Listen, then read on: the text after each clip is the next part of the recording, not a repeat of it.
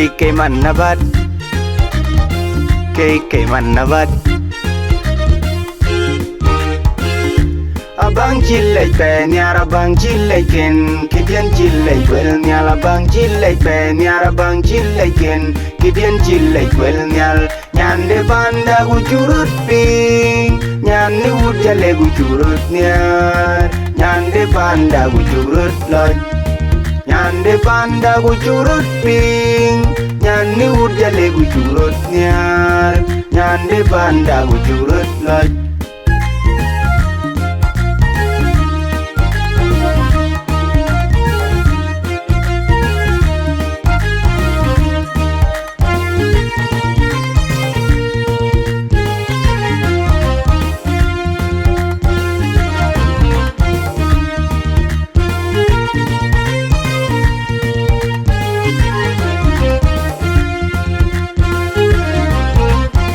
Chan la tay wa kau ke in ya tak te chan la tay wa kau ke in ya tak ko suradu eben anyen weri suradu apoy wa kau weri abang jedeng ka chirgu kidian le ka tong le ben chi mama in jaraj nom ayam yar ko bukti abwai ma ayam yar ko bukti ang wai Abibi injaraj nom ayam yar kubuk tiap wain ma ayam yar kubuk jeng wain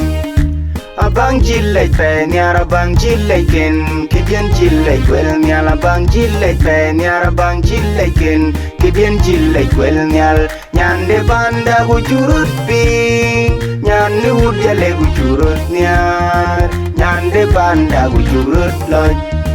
nyande banda gucurut ping nyande ujale gucurut nyar nyande banda gucurut loj.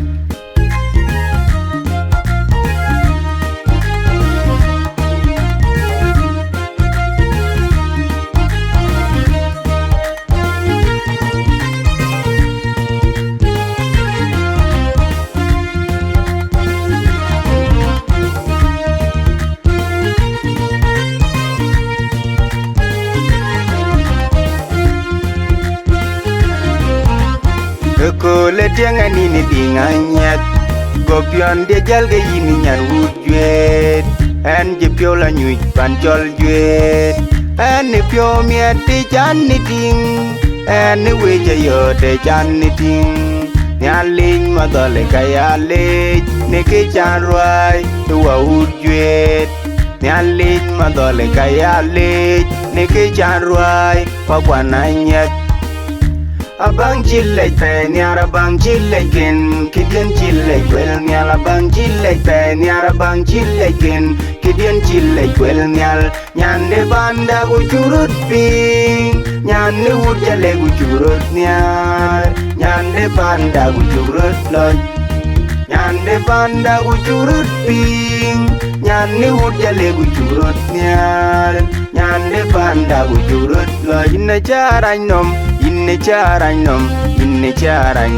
nyan tinde bai jwe di nganya di ner pio man ni mit je di nganya di ner pio KK Manabat di nganya di ner pio hey rom KK Manabat